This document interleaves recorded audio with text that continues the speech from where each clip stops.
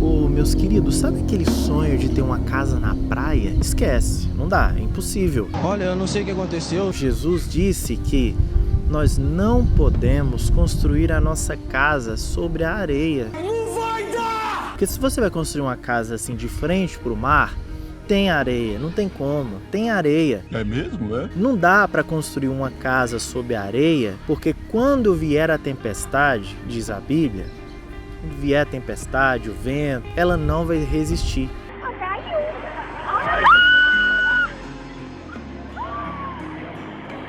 O ideal é que você pegue aí uma rocha, uma pedra e construa sua casa lá no topo. Constrói a casa na pedra, porque aí é garantido. Vai dar trabalho para descer para a praia? Vai, mas pelo menos a casa vai estar na pedra. E aí fica tudo mais tranquilo.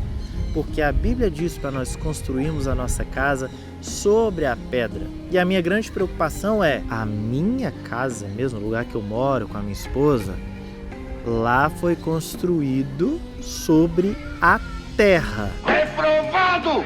Não foi areia, mas foi terra, que é igual a areia, né? Então, quando vier a tempestade, eu já não sei o que vai acontecer.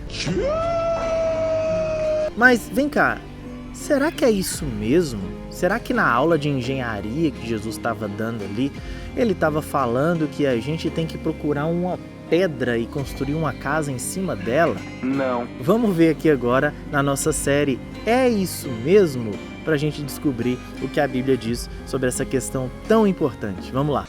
Tá bom. Fala, povo de Deus, eu sou o Vinícius e hoje nós vamos analisar esse versículo, essa passagem, na verdade, que é uma das mais conhecidas pelo povo cristão, Mateus, capítulo 7, o verso 24 em diante, que diz: Quem ouve minhas palavras e as pratica é tão sábio como a pessoa que constrói sua casa sobre uma rocha firme. Quando vierem as chuvas e as inundações e os ventos castigarem a casa, ela não cairá, pois foi construída sobre a rocha firme. Mas quem ouve meu ensino e não pratica é tão tolo como a pessoa que construi sua casa sobre a areia. Quando vierem as chuvas e as inundações e os ventos castigarem a casa, ela cairá com grande estrondo.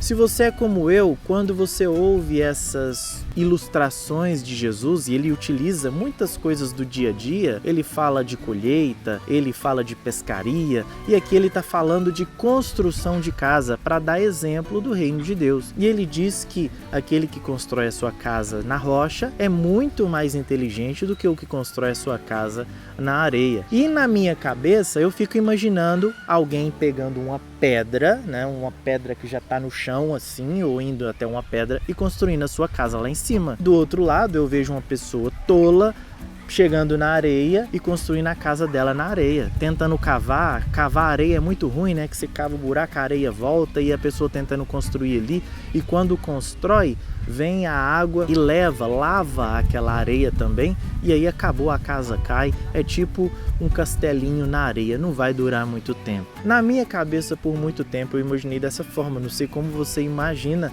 essa parábola, essa história, essa comparação que Jesus faz aqui sobre o construtor da casa na areia e o construtor da casa na pedra. Mas o Evangelho de Lucas vai nos ajudar a entender de forma muito mais profunda o que Jesus quis dizer. Olha só o capítulo 6 e o verso 47 em diante do Evangelho de Lucas. Eu lhes mostrarei como é aquele que vem a mim, ouve as minhas palavras e as pratica.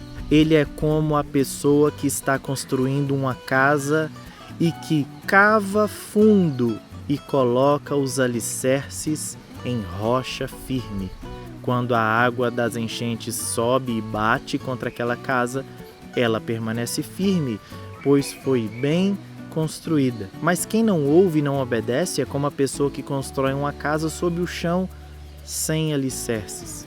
Quando a água bate nessa casa, ela cairá, deixando uma pilha de ruínas. O que apareceu de diferente aqui em Lucas? Lucas vai falar sobre uma pessoa que coloca os alicerces depois de cavar muito até encontrar a rocha firme. Ou seja, diante do que Jesus está falando, a imagem é: todas as casas aparentemente são iguais.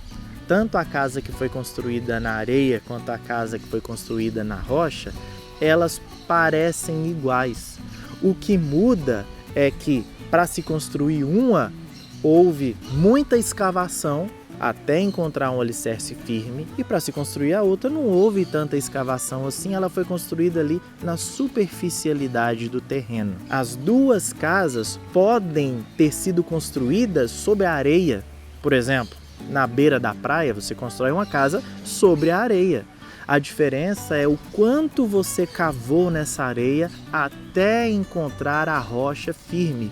Então aqui não está falando de você chegar numa pedra e construir a sua casa lá em cima. Ou então você chega na areia fofa e constrói a sua casa lá em cima. Não, mas está falando de duas casas que foram construídas talvez vizinhas uma da outra, e uma caiu e a outra não quando veio a tempestade. E a diferença está justamente naquilo que não é visível. Ah, agora eu entendi! Às vezes, a gente quer construir a nossa vida e a nossa espiritualidade sobre aquilo que é visível, sobre a nossa fachada. Já viu aquelas pessoas que investem muito na aparência da casa, na fachada da casa? A casa está bem pintadinha, a casa está muito bem acabada, mas não tem fundação, não tem alicerce. A primeira coisa que vem, o primeiro ventinho que vem, a casa cai. Em compensação, tem aquela outra casinha do lado que talvez ainda não está acabada, está no reboco ainda, mas o alicerce está muito bem estabelecido, e quando vem uma tempestade a casa se mantém de pé. A diferença aqui então entre essas duas casas, mais uma vez, é aquilo que não se vê. Uma coisa importante de se dizer aqui é que a comparação que Jesus estabelece não é entre um ímpio e um crente. Não. Ele está falando de pessoas que ouvem a sua palavra e não as pratica, comparado a pessoas que ouvem e praticam. A grande diferença entre essas pessoas é o que elas cavaram na sua intimidade com Deus. Uma cavou profundamente e encontrou a rocha e se estabeleceu nela, que é Cristo, e a outra vive apenas de mostrar sua aparência, sua falsa espiritualidade. Ai, que lindo, cara! Entenderam aí o que essa passagem diz? Eu espero ter ajudado vocês a chegar nessa conclusão e que a gente possa buscar cada vez mais cavar essa intimidade no Senhor, para que a nossa vida seja estabelecida nele e não seja uma vida de fachada, uma vida aparente que quando vier a tempestade vai desmoronar. É isso aí! E se você tiver alguma ideia de versículo que você queira que a gente comente aqui, deixa aí nos comentários. Não esqueça de se inscrever, de curtir e compartilhar esse vídeo com outras pessoas, para que outras pessoas também sejam edificadas com a palavra de Deus. Certinho? Então, até a próxima!